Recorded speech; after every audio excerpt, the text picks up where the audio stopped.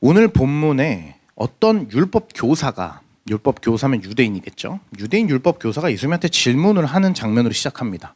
어떻게 해야 영생을 얻습니까? 라고 질문합니다. 사실 이 당시에 유대인 율법 교사가 질문한 거면 대부분 의도가 있는 질문이거든요. 예수님께서 대답하시길 넌 어떻게 알고 있냐라고 질문합니다. 그 질문에 질문으로 대답하신 것이죠. 그랬더니 율법교사가, 이 율법교사는 그래도 그나마 굉장히 성경에 대한 어떤 능통한 지식이 있는 것 같아요. 율법을 굉장히 집약된 지식으로 설명하기를 마음을 다하고 목숨을 다하고 힘을 다하고 뜻을 다하여 하나님 사랑, 이웃 사랑해라 라고 알고 있습니다 라고 대답합니다. 그래서 너 말이 맞아, 그렇게 하면 돼 라고 대답하신 거죠. 그랬더니 문제는 29절이에요. 본문은 뭐라고 밝히냐면 그 사람이 자신을 옳게 보이려고, 그러니까 뭔가 자기 의를 드러내려고 한 번 더 질문합니다. 그럼 그 이웃은 누굽니까? 라고 질문하자 우리가 알고 있는 그 유명한 비유, 선한 사마리아인의 비유가 나오는 겁니다. 이제 선한 사마리아인의 비유는 여러분이 다 알고 계실 겁니다. 자, 문제는 오늘 본문에서 이웃 사랑을 어떻게 하는 것인가를 좀 깊이 살펴보려고 해요. 영생을 얻기 위하여 이웃 사랑, 하나님 사랑을 할 때 도대체 이 이웃 사랑이 뭔가? 하나님 사랑은 사실 알죠. 그리스도인이 누구나 하는 것이니까. 그런데 이웃을 사랑한다는 것이 어떤 것인가? 그러려면 먼저 이 성경에서 나오는 유대인들이 이웃 사랑을 어떤 방식으로 했는지를 먼저 살펴보고 싶습니다. 이 유대인들은 율법을 지키기 위해서 굉장히 의례적이고 형식적인 이웃사랑을 많이 했거든요. 뭐냐면 유명한 것 중에 하나가 차다카라는 게 있어요. 뭐냐면 그냥 길을 가다가 노숙자를 봤어요. 그러면 그냥 이렇게 돈을 주는 거예요. 그 사람을 향한 불쌍한 마음, 어떤 진짜 애통한 마음이 없어도 돼요. 그냥 그 행위적으로 합니다. 그것이 율법의 가르침이기 때문이에요. 그걸 함으로 인해서 난 오늘도 이웃사랑을 한 거예요. 그래서 나는 오늘도 영생과 구원과 가까워지는 거죠. 행위적이죠. 그런 거 말고도 이 성전에 가면 구제 헌금을 또 따로 드리게 되어 있습니다. 그것도 해야 돼요. 하고 나면 그 구제 헌금을 가지고 어디다가 쓰냐? 3년에 한 번씩 이 구제 헌금으로 모여진 이 돈을 가난한 자나 과부나 어려운 이웃들에게 나눠줬습니다. 이건 신명기 14장에 나오는 내용이에요. 그렇기 때문에 전부 다 율법을 지키기 위해서 하는 겁니다. 근데 성전 말고도 회당에서도 구제 모금을 했습니다. 그래서 그런 것들을 계속 운영해서 어려운 사람들을 돕는 거예요. 뭐 어려운 사람들, 여인들, 혼자 된 여인들의 의복과 또 먹는 것들, 고아들에게는 학비를 대주기까지 했고 노인들에게는 의료비까지 지원했다고 합니다. 굉장히 복지적이죠. 굉장히 좋은 제도예요. 문제는 뭐냐면 이런 율법적인, 그러니까 이들이 해왔던 좋은 선행의 그 동기가 뭐냐라는 거예요. 사실 오늘 본문은 이들이 했던 선행을 얘기하는 것이 아니라 선행 본질에 깊숙이 숨겨져 있는 너의 마음이 뭐냐라는 것을 파헤치는 본문에 가깝거든요. 여러분 선행을 할 때 정말 순수하게 선행을 하는 사람도 있지만 때로는 내 마음속에 어떤 동기를 갖고 선행하기도 하죠. 내가 이렇게 하면 보상해 주시지 않을까? 내가 이렇게 하면 이 사람이 날 좋게 보지 않을까? 그런 생각을 한 번쯤은, 한 번이 아니죠, 여러 번 해봤을 겁니다. 오늘 본문을 보면은 이 선한 사마리아인의 비유에서 나오는 강도 만난 자가 어떤 자인지도 살펴봐야 됩니다. 먼저 오늘 본문 30절에 힌트가 하나 나오는데 예루살렘에서 여리고로 내려가다가 강도를 만났대요. 그러니까 예루살렘은 이스라엘의 수도 중심부고 여리고는 여러분 뭐 성경 보면 아시겠지만 여리고성은 이스라엘 백성들이 출애굽해서 광야를 막 떠돌다가 다시 가나안 땅으로 들어오기 위해서 초입에 들어갔던 곳이에요. 그러니까 지리적으로 따지면은 우리나라의 서울이라고 한다면 서울로 들어가기 위해 강원도에서 출발해서 이렇게 동쪽에서 서로 들어오는 루트라고 생각한다면 여리고는 뭐 한 가평, 뭐 양평쯤 위치한다고 생각하면 될 것 같아요. 그런 위치에서 그 성을 무너뜨리고 입성을 한 겁니다. 그래서 동에서 서로 들어온 거예요. 그런데 반대로 예루살렘에서 동으로 나갔다라는 게 바로 예루살렘에서 여리고로 내려가다가 이제 우리 보통 상경이라고 하잖아요. 그래서 서울에서 어디 지역을 가든 다 내려간다고 표현하죠. 그런 것처럼 예루살렘에서 여리고로 내려가는 중이었던 거예요. 근데 이게 왜 힌트냐면은 이 지역은, 요 위치는 굉장히 지리적으로 험난해요. 그러니까 아까 말했듯이 뭐 지금은 뭐 차도 좋고 철도도 좋고 하지만 그 당시엔 다 걸어 다녔겠죠. 그리고 좀 돈이 있으면 짐승을 타고 다녔겠죠. 그렇다 하더라도 제가 이제 뭐 이렇게 준비하진 않았지만 인터넷에다가 예루살렘에서 여리고라고 구글에만 쳐도 막 그랜드 캐년 같은 그런 그 정도 크진 않은데 그런 험준한 흙 산맥이 나와요. 그걸 통과해서 가야만 여리고성을 갈 수 있는 거예요. 그러니까 이 나그네가 굉장히 힘겨운 길을 가는 이 코스가 그런 코스인 거예요. 그리고 이 코스는 보통 어떤 사람들이 많이 갔냐? 예루살렘에서 출발했으니까 예루살렘을 거주지로 삼는 확률이 높다. 그러니까 이 사람은 유대인이었을 것이다. 그리고 여리고로 갔다 뭔가 상인이었을 걸 수도 있고 아니면 여리고에서 무언가를 하고 있는 가족을 만나러 가는 걸 수도 있지만 대체적으로 이 루트는 대부분 유대인이 왔다 갔다 하는 루트다라고 하더라고요. 그런데 오늘 본문에서 어떤 사람이 등장하냐면 세 번째 사람이 사마리아인이 등장하거든요. 이 루트는 원래 사마리아인이 잘 안 다니는 루트입니다. 그런데 사마리아인이 등장한 거예요. 지금 이 비유는 실화를 이야기한 게 아니고 예수님께서 하나의 예시로 든 거거든요. 그렇기 때문에 예수님께서 이 인물을 처음에 나온 사람 제사장, 그 다음이 레위인, 그 다음이 사마리아인을 의도적으로 배치하신 거예요. 그러니까 실화를 얘기한 게 아니라 의도적으로. 그러면 이 의도에 따라서 이 이야기를 듣는 유대인 머릿속에 딱 떠오르는 뭔가 교훈이 있을 수밖에 없거든요. 첫 번째는 뭐냐면 강도 만나서 사람이 옷을 완전 다 갈기갈기 찢겨서 피를 철철 흘리며 쓰러져 있는 거예요. 당연히 누구라도 도와주고 싶죠. 근데 설정값이 뭐예요? 험준한 산맥, 아무것도 없는 허허 벌판의 흑산. 이 사람을 도와주려면 어떻게 돼요? 이고 지고 이 사람을 질질 끌고 가야 되는. 근데 어떻게 가요? 산맥을 넘고 험준한 길을 따라 비포장도로를 막 질질 끌고 가야 되는 거예요. 그게 설정값입니다. 이게 기본값. 예수님이 굉장히 의도적으로 세팅한 설정값이에요. 그때 누가 나타나요? 제사장인 거예요. 제사장은 당시 유대인들에게 존경하고 따르는 상류층 종교인입니다. 그러니까 이 사람을 딱 보자마자 아이고 안 됐네 하면서 그냥 지나간 거예요. 예수님의 비유가. 그러면 사람들이 이렇게 생각할 수 있죠. 제사장님이 얼마나 바쁘시고 제사장님은 그러실 이유가 있겠지. 이렇게 생각할 수도 있겠죠. 그렇죠? 충분히 변호를 하고 싶은 마음이 있다면. 두 번째 사람이 누가 등장해요? 레위인인 거예요. 제사장과 레위인은 같은 계열의 사람입니다. 레위인 안에서 제사장이 나오거든요. 그런데 레위인은 조금 더 확장적인 개념이에요. 이게 어떻게 좀 비유할 수 있냐면요. 제사장은 약간 목사님, 뭐 전도사님 같은 거예요. 그럼 레위인은 뭐예요? 교회에서 열심히 섬기시는 분들인 거예요. 그러니까 직분자, 집사님, 권사님, 장로님, 간사님, 뭐 방송팀장, 무슨 실장 막 이런 거예요. 그런 분들이 레위인인 거예요. 그러니까 교회에서 열심히 섬기는. 남들이 보기엔 어때요? 열심히 신앙 생활하는 사람인 거예요. 그러니까 첫 번째 사람은 목사님이고 두 번째 사람은 집사님. 가장 평범한 세팅이겠죠. 그러면 이건 뭘 지칭해요? 그냥 교회를 말하는 겁니다. 그리스도인 집단을 말하는 거예요. 믿는 자들을 말하는 거죠. 의도적인 거죠. 두 번째 사람도 딱 봤어요. 집사님 봤는데 김 집사님이 그냥 무시하고 간 거예요. 그러면 세 번째 사람이 누구예요? 사마리아인인 거예요. 그럼 사마리아인은 누구예요? 이스라엘 백성들이 혐오하는 존재거든요. 이거 되게 비유하고 와닿기 어려운 문화적 구조를 갖고 있습니다. 우리가 지금 21세기에 2025년 한국 사회를 살고 있기 때문에 우리가 어떤 존재를 혐오하고 미워한다? 그리고 같은 땅에서 살고 있는?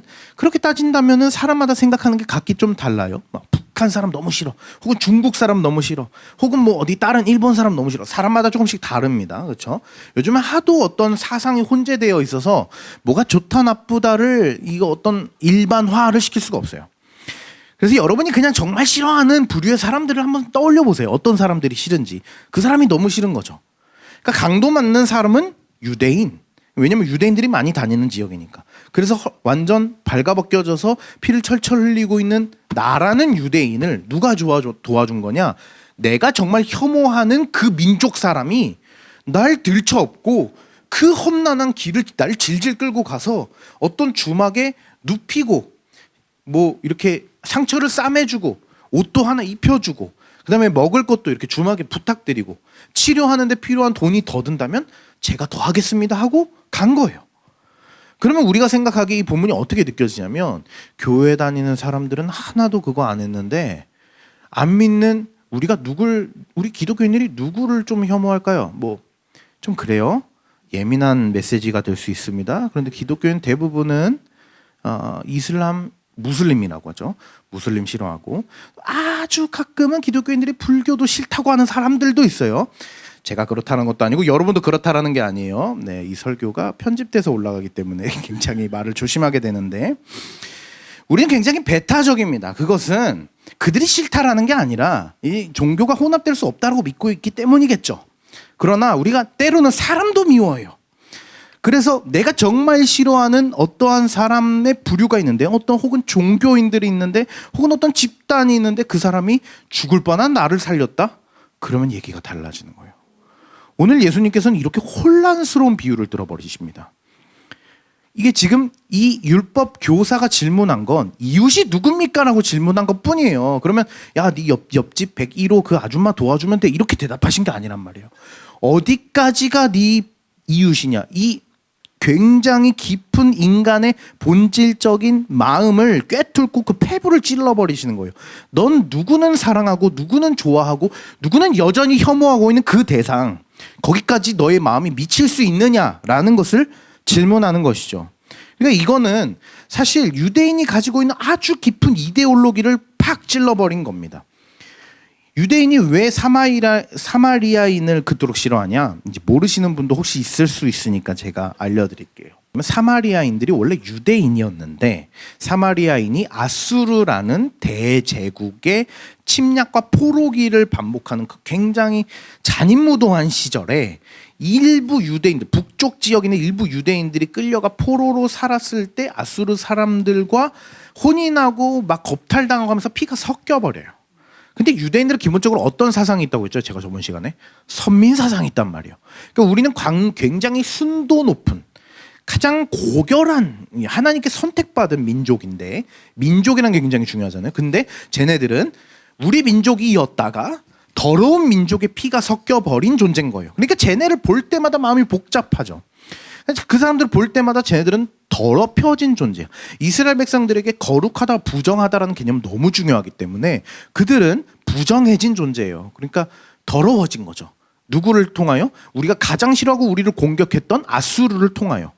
그러니까 우리가 알고 있는 그 요나라는 선지자가 회개하라고 촉구하려고 갔던 지역이 니누에잖아요. 거기가 아수르입니다. 그러니까 니누에 사람들의 피가 섞인 거 이렇게 생각하면 좀 쉽겠죠. 그러니까 너무 싫은 거예요. 그 사람들이 너무 싫었던 거예요. 그래서 오늘 본문은 너가 정말 싫어하고 혐오하는 그런 부류의 사람들까지 너 이웃으로 삼을 수 있니? 라고 질문하는 것 같죠.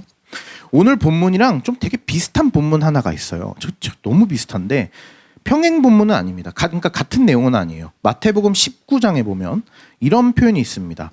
제가 그냥 쭉 한번 읊어드릴게요. 마태복음 19장 16절에서 22절에 이번에는 율법 교사가 아니고 어떤 사람이라고 등장해요. 어떤 사람이 예수님께 와서 이렇게 질문합니다. 선생님, 내가 무슨 선한 일을 하여야 영생을 얻겠습니까? 라고 질문하자 예수님께서 뭐라고 하시냐면 부모를 공경하라, 내 이웃을 내 자신과 같이 사랑하라, 뭐 이런 얘기를 쭉 하다가 그런데 너 가지고 있는 모든 소유를 팔아 가난한 자들에게 다 내어줘라. 그것이 이웃사랑이야 라고 하자 그 청년이 재물이 너무 많은 거예요. 부자 청년이었던 거예요. 마음에 근심을 갖고 그건 좀 어려울 것 같은데 하면서 떠나간 내용이 마태복음에 등장합니다. 오늘 본문과 마태복음 본문의 공통점, 예수님께 질문하기를 내가 무엇을 하여야 영생을 얻겠습니까? 라고 질문했던 거예요. 누가복음의 율법 교사는 선한 사마리아인의 비유를 받았고 예수님께, 그리고 마태복음에 있는 어떤 사람은 너의 재물을 다 팔아 가난한 사람에게 주어라 라는 대답을 들은 겁니다. 어떤 공통점이 있을까요? 저는 이 두 본문이 서로 다른 사람이지만 같은 본질을 담고 있다고 생각해요. 목적, 선행의 목적 맞나요? 그 얘기한 거예요? 선행의 목적. 어떤 율법 교사가 일어나 예수를 시험하여 이르되 선생님, 내가 무엇을 해야만 영생을 얻겠습니까? 인간은요 본성에 뭐가 박혀 있냐면 수지타산을 계산하는 습관이 박혀 있어요. 내가 이만큼 했어. 근데 상대방이 안 해. 그럼 어떻게 해요? 화나요. 서운해요. 억울해요. 혹은 내가 이만큼 뭔가 좋은 일을 했어요. 누군가를 도와줬어요. 그럼 어떻게 돼요? 그만큼의 보상을 받아야 돼요.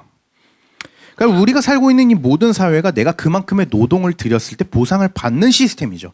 이것은 인간이 살아왔던 모든 역사 동안 계속 반복됐던 당연한 인간의 삶의 양식입니다. 기브 앤 테이크란 말이죠.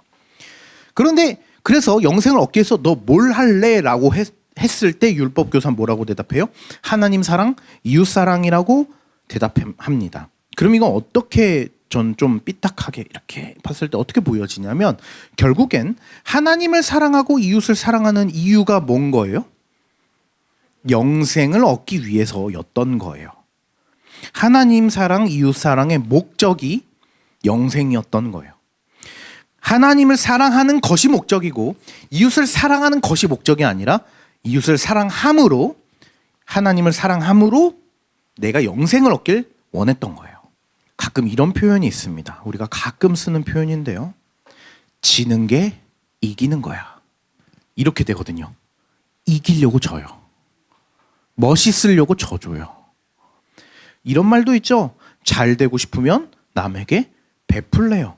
선행을 하면 다 나중에 돌아올 거래요. 어렸을 적 부모님이 자식을 키울 때도 많이 하는 말이고 학교에서도 학생들을 그렇게 가르치고 사회에 나가서도 선배들이 우리를 그렇게 가르칩니다. 너 성실히 하면 다 보상받아. 근데 문제는 성실하기 위해 성실한 것이 아니라 보상받기 위해 성실한다는 것이죠. 종교적으로는 이런 표현이 있죠. 지성이면 감천이다. 하늘이 감탄하는 거예요. 우리의 성실한 삶과 선행과 열심히 사는 것들을 보고 하늘이 감탄하여 우리에게 복을 준다는 것이죠. 그럼 결국에는 우리가 선행을 하고 이웃사랑 하나님 사랑하는 이유가 그 목적이 뭐가 돼버리냐면 내가 잘되기 위하여가 되는 것이죠. 이건 우리 가장 깊숙한 곳에 숨겨져 있는 습관이기 때문에 이건 잘 찾아내기가 어려워요. 스스로 잘 못 찾아냅니다. 왜냐하면 이것은 굉장히 자주 내 스스로도 속여버리기 때문이에요. 난 너 진짜 사랑해서 그러는 거야. 널 위해서 하는 소리야. 사실은 널 위해서 하는 소리가 아닌데 자꾸 그렇게 곱씹고 곱씹다 보면은 나도 나를 속여요. 그래 나는 쟤를 사랑하기 때문에. 그래 나는 정말 이게 정말 잘 되길 원하기 때문에 내가 이렇게까지 헌신하고 희생하는 거야. 그리고 내가 원하는 결과물이 나오지 않으면 너무 억울하고 너무 화가 나고 너무 서운하죠. 우린 반대로 이런 습관도 있습니다. 나한테 왜 안 좋은 일이 일어났지? 혹 내가 어떤 사고를 당했어요. 혹 내가 어떤 경제적으로 너무 어려워졌어요. 혹 내가 건강이 악화됐어요. 그러면 우린 자꾸 원인을 찾고 싶어 합니다. 인간이 원래 그런 존재예요. 내가 왜 이렇게 됐지? 혹시 내가 그때 뭐 잘못해서 그런가? 그때 내가 하나님이 기뻐하시지 않는 일을 했나? 내가 그때 했던 내 선택이 하나님이 기뻐하시지 않는 선택이었나? 아, 그래서 그랬던 것 같다. 정답은 알 수 없는데 나 혼자서 추측하고 확정해버립니다. 그리고 나서 어떻게 해요? 그러면은 하나님이 이뻐해 주시고 좋아해 주실 만한 것들로 다시 선택해보자. 막 한단 말이죠. 아무리 해봐야 결론은 알 수 없습니다. 결국 우리의 모든 삶의 습관과 심지어 신앙생활의 습관마저도 내가 얻기 위하여 혹은 화를 피하기 위하여 목적에만 방점이 있는 거예요. 내가 왜 선행을 해야 하고 내가 왜 사랑을 해야만 하고 내가 왜 복음을 전해야 하는지에 대해서는 관심 없어요. 그 외는 해야 하는 그 외는 결국 나를 위해서인 것만 존재하는 것이죠. 이건 사실 명백하게 말하면 신앙이라고 하기는 어렵습니다. 이건 샤머니즘과 무속신앙이 가지고 있는 상당히 저급한 종교들에게서 발견되는 형태들이거든요. 그러면 이렇게 생각할 수 있습니다. 그런데 목사님, 성경에는 보상을 해주신다는 말이 있는데요? 그럼요, 있습니다. 구약성경, 신약성경 여러 군데 정말 많이 드러납니다. 그런데 보상을 받기 위해서 행위를 하는 것과 구원받은 그리스도인이 하나님께 감사해서 마땅히 순종해서 그래서 그냥 자연스럽게 상이 따라오는 것은 아예 달라요.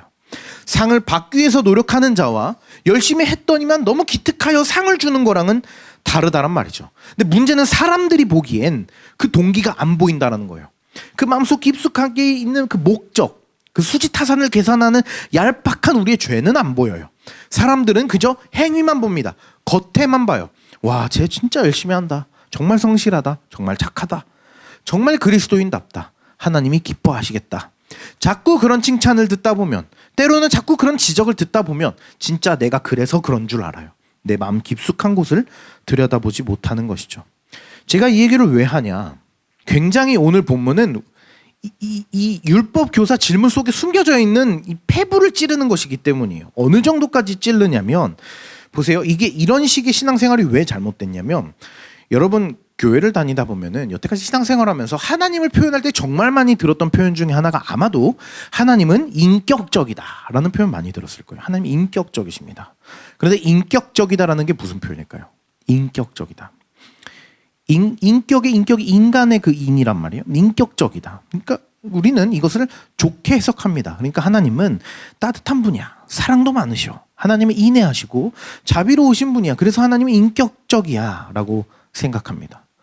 그런데 오늘 본문을 통하여 우리의 신앙생활의 습관, 삶을 살아가는 방식을 들여다봤을 때 우리가 왜 자꾸 이런 목적의식을 갖고 죄에 물들어 있는 거짓 행위를 하느냐? 그 이유는 하나님을 인격적으로 진짜 믿지 않기 때문이에요.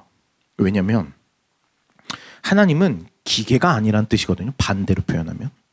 하나님이 기계가 아니라는 말이 왜 나오냐면, 우리가 자꾸 하나님을 기계적으로만 생각하는 습관이 있어요. 우리도 모르게. 뭐냐면 내가 이렇게 하면 하나님이 이렇게 해주시겠지. 내가 이렇게 실수하면 하나님이 벌 주시겠지. 하나님 무슨 자판기 마냥 버튼을 누르면 작동하는 거라고 생각하는 거예요. 작용하고 하나님 반대로 또 작용해 주시는 기계적인 존재라고 자꾸 생각하시는 거예요. 하나님은 주도권을 갖고 계시는 의지가 있으신 분입니다. 그래서 인격적인 거예요.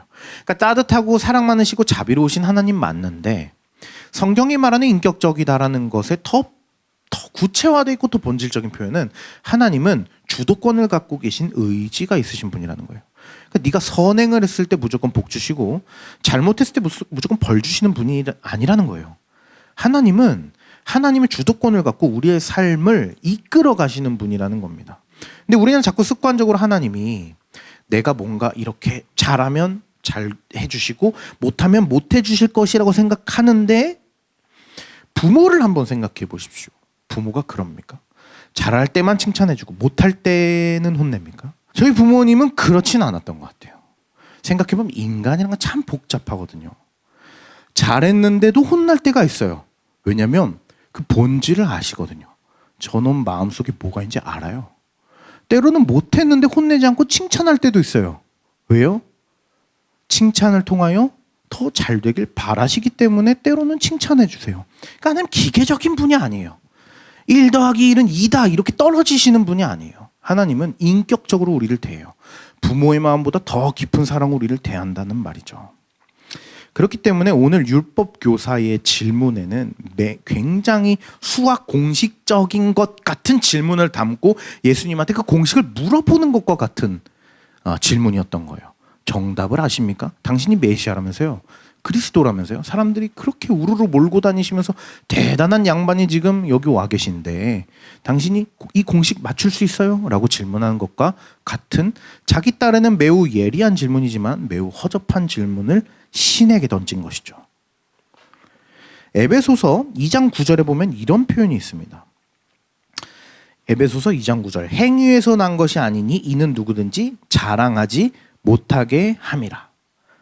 행위에서 난 것이 아니요 이는 누구든지 자랑하지 못하게 함이라. 여기서 말하는 이 행위는 구원을 말해요. 그러니까 구원은 행위에서 난 것이 아니야. 그 이유가 뭐냐?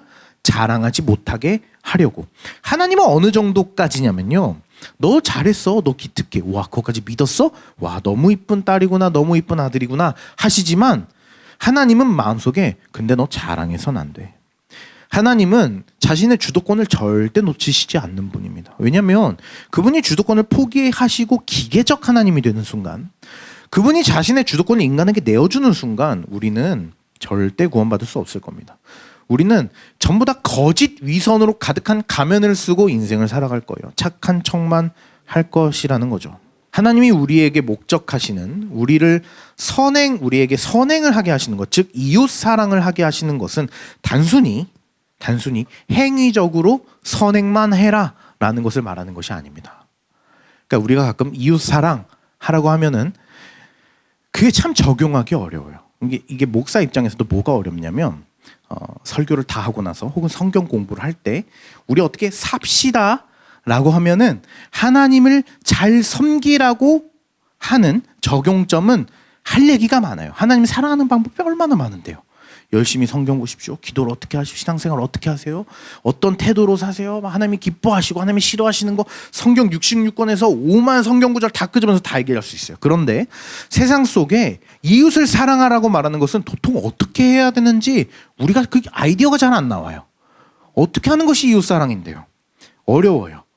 옛날 어른들은 그래도 정말 진짜 이웃, 옆집 사람을 정말 사랑으로 섬겼습니다. 그렇죠? 과일을 사도 한 박스를 사도 이만큼을 내어드리고, 그죠? 김치찌개 이만큼 하면은 이만큼을 내어드리고 했단 말이죠. 그러다 보니까 그 정말 깊은 섬김인데 우리 세대는 그조차도 몰라요. 그거 어떻게 하는 건데? 옆집 문을 두들겨도 되는 건가? 배를 눌러도 괜찮을까? 까지 간단 말이죠. 우리는 도대체 선행을 어떻게 하는지 몰라요. 이웃이 물론 옆집은 아닙니다. 그렇죠? 더 복합적인 것이죠. 이웃집이 아니고 이웃은 내 회사 동료일 수도 있고, 그렇죠? 내 가족일 수도 있고, 친인척일 수도 있고, 내가 정말 싫어하는 사람, 오늘 본문을 통하여 확장된 사마리아인, 내가 진짜 싫어하고 내가 혐오하는 대상마저도 우리의 이웃이죠. 근데 그를 어떻게 사랑할 것인가? 라고 했을 때는 결국에는 우리가 행위의 방점이 찍혀져 있기 때문에 한 걸음 더 나아가서는 우리는 그 행위를 통해서 뭘 얻고 싶어요? 하나님을 사랑하고 이웃을 사랑함으로 내가 복받는 거. 내가 세상에서 이렇게 열심히 살아가면 그만큼의 보상을 주겠지. 내가 좋은 사람, 쓸만한 사람이 되면 세상에서 나를 알아봐 주겠지. 라는 내가 다시 얻고자 하는 것의 목적이 있기 때문에 자꾸 이웃을 사랑하는 것을 어떤 식으로 하냐면 그냥 해치워버리는 식으로 하는 거예요. 정말 진심을 다해서 이웃을 사랑하면은 아이디어가 생겨나게 되어 있습니다. 이웃 사랑해라랑 제가 조금 더 구체적으로 권면드리겠습니다. 이웃을 사랑하라랑 이웃을 사랑스러워해라랑은 달라요. 그런데 우리 MZ 세대 그리스도인은 이웃 사랑해라 그러면 자꾸 해치워요. 왜냐하면 어렵거든요. 어떻게 하는지 몰라요. 해본 적이 없어요. 우리 부모님 세대까지는 하는 걸 본 적은 있어요. 근데 우리는 어려워요. 그래서 우리는 이웃을 사랑스러워해야 합니다. 이게 참 얼마나 어려운데요. 사랑스러운 구석이 어디 있는데요. 나도 사랑하지 못하는 세대 속에서 살고 있는데 자기 혐오 세대입니다. 우리는. 나도 미운데 남을 어떻게 사랑합니까? 어떻게 사랑스러워요? 그런데 하나님이 나를 그냥 단순히 사랑하셨을까요? 하나님은 나를 사랑스러워하셨어요. 그 사랑한다와 사랑스럽다는 달라요. 아실 겁니다. 우리 자녀가 있으신 분들은 사랑스럽다는 것은 조건이 없어요. 모든 게 제거돼요.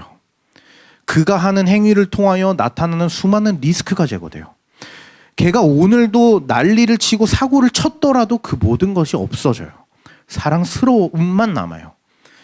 이웃을 사랑스러워할 수 있습니까? 그러면 뭐가 생기냐면요. 적극성이 생겨요. 해주고 싶어져요. 뭐든. 그러면 아이디어는 내 쪽에서 생겨나는 거예요. 보통 자식이 부모에게 엄마, 아빠, 날 이런 식으로 사랑해줘 라고 요청하지 않습니다. 누가 아이디어를 내요? 부모가 내요. 왜요? 사랑스러우니까요.